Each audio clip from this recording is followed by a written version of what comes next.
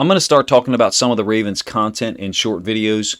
We have 2 preseason film games, so I'm going to let this play run the first time through. Skip forward a little bit. This is called Toss Crack. There's not really a huge crack block happening here. It's not saying that Benjamin Victor's not trying to do something. The Titans have a too high safety look, essentially. There is a receiver off screen to our left. The offense is right. We got 2 safeties here. And they've walked an inside linebacker. Some people call him outside linebacker, whatever. If they're a 4-3 team, he's an outside linebacker. If they're a 3-4 team, I guess he's an outside linebacker too. So they've walked him up. Victor is going to briefly try to pin him inside and then pass him off to Juwan James. You see Ben Mason at fullback is leading out to the edge. This is like a 9-yard gain by Mike Davis. Now, there's a lot to say about this as it relates to the play I'm getting ready to show you from the Arizona game. Predictability, number one. What do you have here? You essentially have trips, okay? We would always say offset fullback, 2 twins, meaning the same side as twins, just treat it like trips. This guy here is a fullback, but we would treat him as if he was standing right here defensively because leverage-wise, they're creating extra gaps. So Benjamin Victor is going to try to crack down, and I think he's going to try to go down and get a piece of 42. Oliver pinned down. James try to pull. And I think James actually gets a piece of 2 people. Final piece of this is Ben Mason leading around the edge to go get the corner. And then I'm going to show you what Arizona did to very simply and quickly recognize the formation. I'm going to also show you something Tyree Phillips did in both of these plays that hurt us on the second one, but not on this one. Watch Tyree Phillips. He's at left guard. He's going to get, again, Oliver's going to stem down on this D end. This D end is going to end up inside of the gap, the A gap, essentially. But A gap is moving because, Tyree Phillips and Juwan James are moving this way. So A gap is moving. But watch Tyree Phillips. So Oliver has tried to pin down 94, and he's doing a nice job. Phillips loops around, and now his attention is on 94. He's almost taken himself out of the play on the second play I show you. Not really here as much. I would be overly critical if I'm saying he's taking himself out of the play here. That was a D end who was originally lined up in a 5 technique. So this guy right here, 94, is the guy who Tyree Phillips ends up, on the outside of, because Oliver helps pin him down. And I'm setting that up to show you the next play, an unsuccessful version of Toss Crack for 2 reasons. 1, we're predictable. Now, I'm going to show you the end zone angle in a moment, but what do you got? You've got the fullback on the same side as the tight end who motioned, which is the same thing I just showed you with Josh Oliver, right? You remember from the end zone angle, he motioned from our left to right, or the right to left of the Ravens offense. The Cardinals have rolled down the safety. In the previous video I showed you, you had a safety, round about here, and then another one here. I showed you it was number 33, I believe. All right? So we're predictable so far from the standpoint of when we're running this toss. You got motion right to left and an offset fullback. Yeah, you want the fullback offset so you can get him out there. A lot to say about this play. First, Davis runs hard. All right? I've said that numerous times. Let's go from the outside in. Watch Polk. Now, he knocks himself down, but he's bringing whatever he's got to the equation. He is absolutely trying to crack this guy with everything he's got.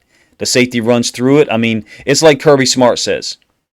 These guys out here, they want to get the football. These guys here, they want to knock the shit out of people who get the football. So when Mekhi Polk cracks this guy here, and I think he's trying to do a good job, he ends up maybe he's slightly high, but Mekhi Polk is 6'3", if I remember correct. So he knocks himself down, and the safety gets knocked down as well.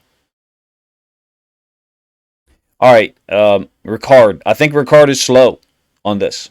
It does not look like he's getting out there as quick to me.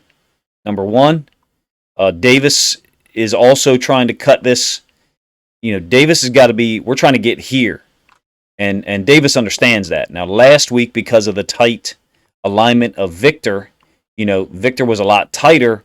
Davis's track was a little tighter. This week there's a little bit more of a mess because Boyle's having trouble with 42 again. We had trouble with 45, 43, 42. The Bulls have a little trouble with him. Jawan James gets out there and kind of overtakes him. I think James and Ricard look a little slow here. And then 47, who's an inside backer, is able to just shoot the gap.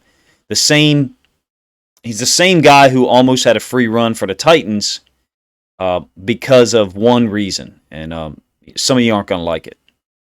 All right, so last week, I talked about, with that play from last week, talked about Phillips. There was a 5 technique. So the 5 technique will be outside the tackle. Remember, Oliver pinned him down. And then as Phillips is working this way, wide to his left, that 5 technique, crossed Phillips's face and ended up in the A gap. Doesn't matter though, because where's the play going? The play's going out here. So that guy ending up on the inside of you is not a big deal, Tyree. Well, watch what this 3 technique does. This is honestly, on toss, we're not blocking the 3 technique. If he's making the play on toss, then he's just better than us, or our running back's too slow. And our running back ain't too slow. Tyree Phillips is on the outside of this 3 technique, and for whatever reason, he's worried about this guy and veers off when the linebacker runs right past him. You can think of this as a gap exchange. I don't think this really is. It's just a natural gap exchange that happens. When Phillips goes outside, he's essentially reaching this D tackle here, who is, ending up in the A gap. Let me redraw that. This D tackle is ending up in the A gap, but the A gap is moving, so my lines aren't perfect here. And then the linebacker is just exchanging gaps with him and running through here. You can see Macari, who's at center, is trying to get the linebacker. Like, just go, Phillips, just go. Go get the linebacker. Imagine if Phillips does what he should. This guy's not going to make the play. What he's going to do is he's going to pursue. Once he sees the little brown leather ball, he's going to pursue this way. But that doesn't matter. We're cracking this. This toss crack. It's going to go outside of the crack. You know what I mean? So the scheme is blocking someone this way, this way, this way. We're trying to crack that guy that way. That's why I drew 3 lines for emphasis. This guy here is going to have to pursue in the opposite direction of the blocking scheme. That's what we want. Phillips worries about him. Macari can't get the linebacker. And that's the guy who, impedes the play. In my opinion, Ricard was a half step slower here than Mason. I'm not saying, Mason's better than Ricard, but he's a half step slower here. And if Davis doesn't have this pressure 47 there, should he go in that gap? No, it's toss crack. He should follow the fullback. So I think you've got some small little problems there. We're predictable. Phillips was an issue on this play that impacted the play. Ricard is leading. I think he's a half step slow. James is doing a good job trying to help Boyle out. Let me replay this. Watch my man Makai Polk. You're only going to see him for an instant. There's a lot bigger impact there from this view than it looked like from the All-22, right? I mean, full speed, runs into the safety. NFL safeties are bad dudes. So a lot going on there. It's a scheme we've been running, toss crack to the boundary. To the field. We're on this hash, and we're running this over here to the field this time. I think against Tennessee, that was to the field again. So you have indicators for the defense. Ball's on the right hash. So it's to the offense's right. This is the offense's right here. And the ball's on this hash. So it's being run to the wide side, which is the left. Let me go back to the previous play, because I misspoke there for a moment. So this is the offense's right, and the ball's on this hash. Here's the offense's left. It's being run to the field. I thought one time we ran it to the boundary against the Titans. You can't be this predictable in terms of all the markers that are there, okay? You got an offset fullback to the field. Offense is left, defense is right. You've got a tight end type guy motioning from the right to the left. Notice this is not Isaiah Likely as well. Likely's got to be on the field for some of this stuff. We can't be this predictable. And if I'm not, indicating to you how predictable we are, that's my fault. That's my lack of ability to explain it. It doesn't mean it's not true, though. The formation that we're giving the motion that we're giving, where we're running this formation, additionally, inside the 15. If you look at that first play against the Titans, I think we're on the 22, 17, one of those two. Okay, so we're a little bit further back than I thought. We're on the 22, right? Yeah, we're on the 22-yard line there. And when we run it against Arizona, we're down here on the 7, on the 8. We have not run this concept on the 50. We have not run this concept on the 40. We have not run this concept backed up, on our own 20, 25-yard line. So through 2 games, I'm showing you a predictable play out of a predictable formation, right? There's a lot of people who talk about personnel, and personnel does matter. But on the first play against the Titans, we did not have a tight end here, so it was out of 21 personnel.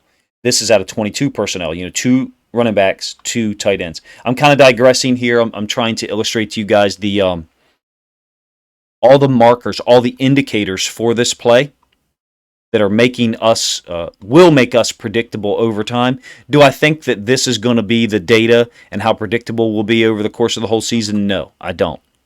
But here you see a very clear example of a team doing preparation and a team being prepared for the specific situation. And the first play, a 9-yard gain, and the second one, I believe, was a 1-yard loss. That's how it works. If you're predictable over time and you have data that shows what play is coming, teams are going to hedge their bets. And so there's a lot to say about it. Some good, some bad. I wish Isaiah Likely was on the field for some of this stuff because he needs to be. Even if the blocking isn't there for him, to me, this rep here, and I don't mean to be disrespectful, but this rep here would be more important for Isaiah Likely than it would be for Nick Boyle. That's my opinion. Let me know what you think of I know this is early in the game. Let me know what you think of my breakdown here. Some of the things that I've said. I did not type up this audio commentary. Obviously, I just did it off the cuff, so that's probably why it's a little inconsistent or staccato. If you haven't subscribed to my channel and you enjoy this content, please consider subscribing to my channel now, number 1. Number 2, if you have ideas for stuff like this about other plays we've seen in preseason, let me know. I'll have multiple videos coming out today. I kind of took a day off on Tuesday to do some family stuff, but back at it today to try to bring you as much Ravens content as I can.